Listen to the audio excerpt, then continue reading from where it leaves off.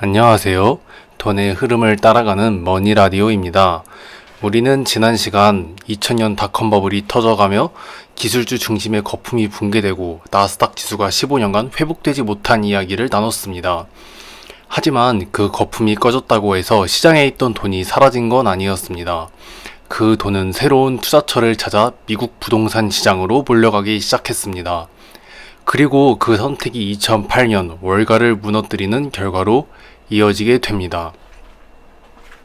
그 시작은 아주 사소한 금융상품에서 비롯됐습니다. 바로 서브프라임 모기지, 프라임은 우량, 서브프라임은 비우량이라는 뜻입니다. 즉, 신용등급이 낮은 사람에게도 집을 살 수 있도록 대출을 해준 것입니다. 당시 미국은 초저금리 상태였고 부동산 가격은 매년 치솟고 있었습니다. 2000년 초반부터 2006년까지 미국의 집값은 전국 평균으로 약 70% 이상 상승했습니다. 특히 캘리포니아, 플로리다, 네바다 같은 지역은 2배 이상 오르기도 했죠. 한마디로 집을 사기만 하면 돈을 버는 시대였습니다. 이러한 분위기 속에서 지금 집을 사면 나중에 팔기만 해도 무조건 돈을 번다는 집단적 낙관과 착각이 시장 전체에 퍼지게 됩니다. 은행과 금융기관도 이 흐름에 적극 올라탑니다. 대출 심사는 거의 형식적이었고 심지어 소득 증빙조차 없는 사람에게도 대출을 해줍니다. 이른바 닌자론, No income, no job, no asset. 말 그대로 수입도 직업도 자산도 없는 사람에게 집을 살 수 있도록 돈을 빌려준 겁니다. 얼마나 황당했느냐면 집에 사는 강아지 이름으로도 대출이 나온다는 말이 있을 정도였습니다. 심지어 어떤 사례에선 한 사람이 같은 집을 담보로 여러 은행에서 동시에 대출을 받는 일도 벌어졌습니다. 이쯤 되면 모기지는 더 이상 신용이나 상환 능력을 기반으로 한 금융상품이 아니었습니다. 오직 집값은 오른다는 믿음 하나만으로 대출이 남발되던 시기였습니다. 하지만 여기서 끝나지 않았습니다. 문제는 이 대출들을 묶어서 만든 금융상품, 즉 MBS, 주택담보부증권, 그보다 더 복잡한 CDO, 부채담보부증권 같은 파생상품이 전 세계 금융기관에 퍼지기 시작했다는 것입니다. 여기서 잠깐 도대체 이 MBS와 CDO는 무엇이며 어떻게 만들어졌을까요? 먼저 MBS, 주택담보부증권입니다. 쉽게 말해 은행이 집을 담보로 사람들에게 모기지 대출을 해주면 그 대출에서 나오는 이자와 원금 상환금은 매달 꾸준히 들어옵니다. 은행은 이 수많은 대출을 한데 묶어 하나의 채권 상품처럼 만듭니다. 그리고 이 상품을 투자자들에게 팔면 투자자들은 대출 상환금에서 발생하는 현금을 받게 됩니다. 즉, 집값이 오르고 사람들이 대출을 잘 갚기만 하면 꽤 안정적인 수익을 기대할 수 있었던 거죠. 이게 바로 MBS입니다. 그런데 여기서 한 단계 더 나아간 것이 CDO입니다. CDO는 단순히 하나의 MBS가 아니라 여러 종류의 MBS, 심지어 신용카드 대출, 자동차 대출까지 섞어서 만든 복합 채권 상품입니다. 예를 들어 신용등급이 높은 대출, 낮은 대출, 연체 가능성이 있는 대출까지 모두 한 바구니에 담습니다. 그런 다음 이 상품을 다시 잘게 쪼개서 트렌치라고 불리는 계층별 등급으로 나눕니다. AAA, BBB 혹은 심지어 B등급까지. 등급이 높을수록 먼저 돈을 받고 낮을수록 나중에 받는 구조입니다. 물론 수익률은 반대로 위험한 등급일수록 높게 줍니다. 문제는 여기에 있었습니다. 신용등급 회사들이 이 복잡한 구조를 다 이해하지 못한 채 CDO 대부분에 AAA 등급을 부여한 것입니다. 투자자들은 안심하고 이 상품들을 서로 사들였고 결국 투자은행, 보험사, 연기금, 해외 펀드까지 모두 이 구조를 믿고 엄청난 돈을 쏟아부었습니다. 그리고 그중 하나가 바로 2008년 금융위기의 상징이 된 리먼 브라더스였습니다. 2008년 미국 일부 지역에서 먼저 주택가격이 하락하기 시작했습니다. 그동안 집값은 무조건 오른다는 믿음이 있었지만 실제로는 이미 수요가 포화 상태였고 신용이 약한 사람들의 대출 상환 능력도 한계에 도달해 있었습니다. 그 결과 서브프라임 대출자들이 대거 연체되기 시작합니다. 그리고 그 연체는 금융기관들이 보유하고 있던 MBS와 CDO, 즉 주택 관련 파생 상품이 같이 의심을 불러옵니다. 이 상품이 진짜 안전한 거 맞아?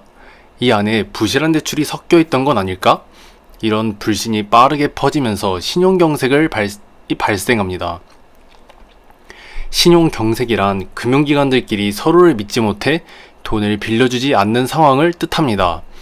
은행은 평소에 다른 은행에 단기자금을 빌려주고 이자로 수익을 냅니다.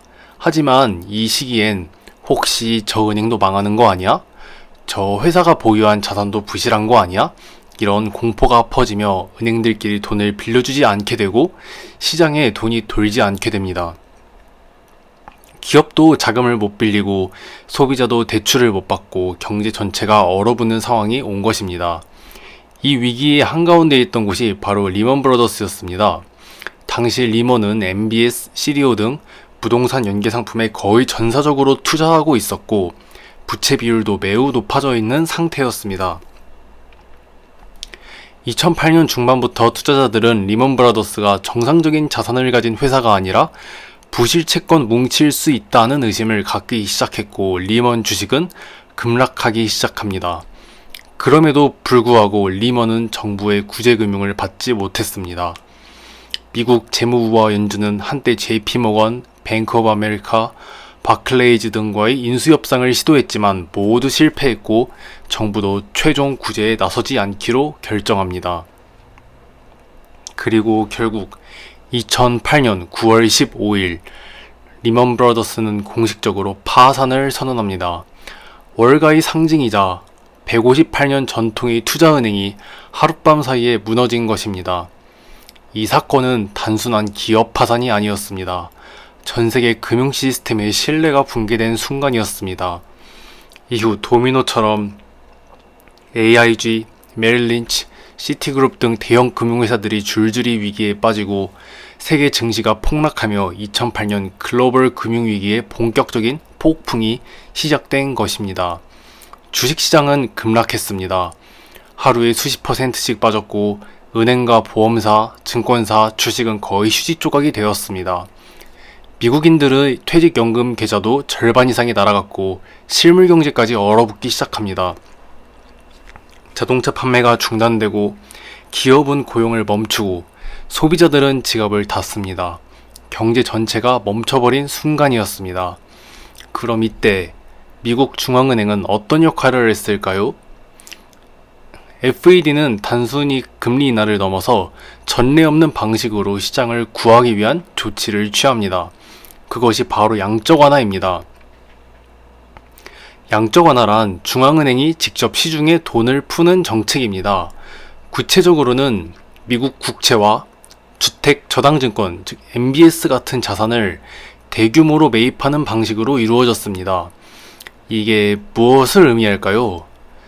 은행이나 보험사, 연기금, 투자기관 등은 이런 국채나 MBS를 많이 들고 있었습니다. 하지만 위기 속에서 현금이 마르자 이 자산을 팔고 싶어도 사줄 곳이 없었던 거죠. 이때 FED가 직접 나섭니다. 내가 이 자산들을 사줄게 하고 말이죠.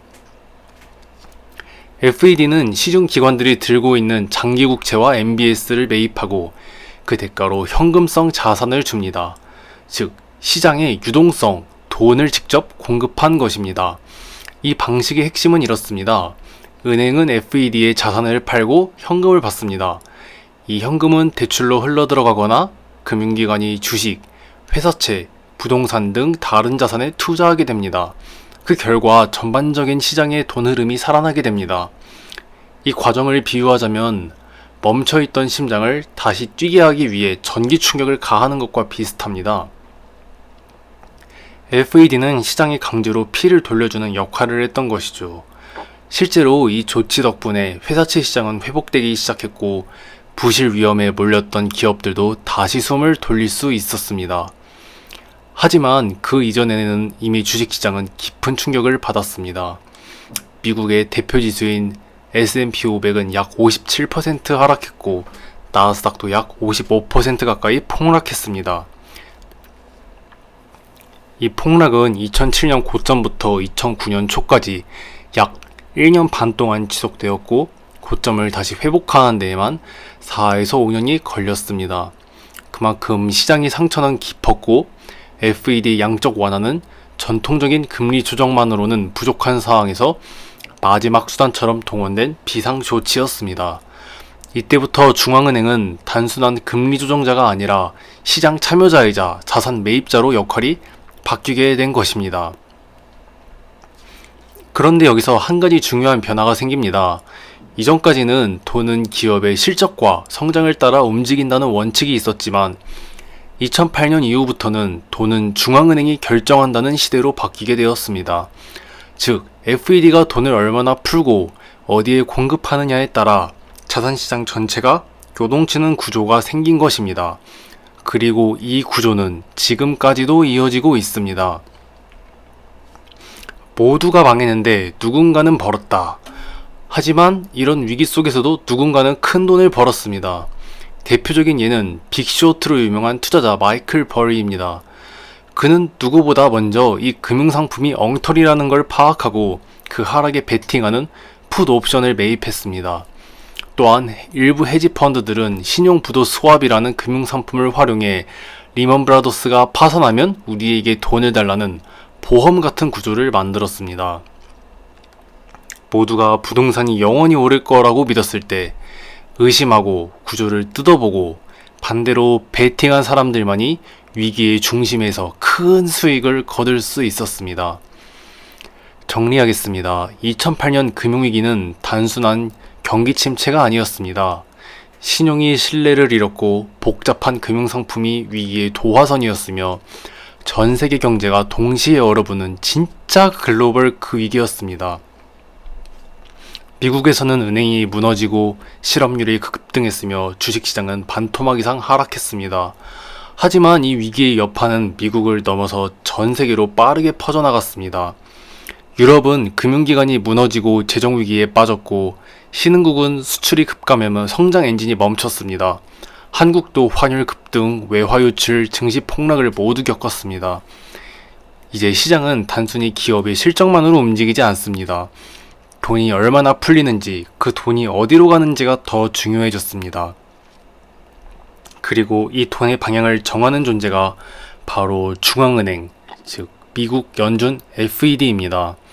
그날 이후 시장은 FED만을 먼저 바라보는 시대로 바뀌게 되었습니다. 지금까지 머니라디오였습니다. 감사합니다.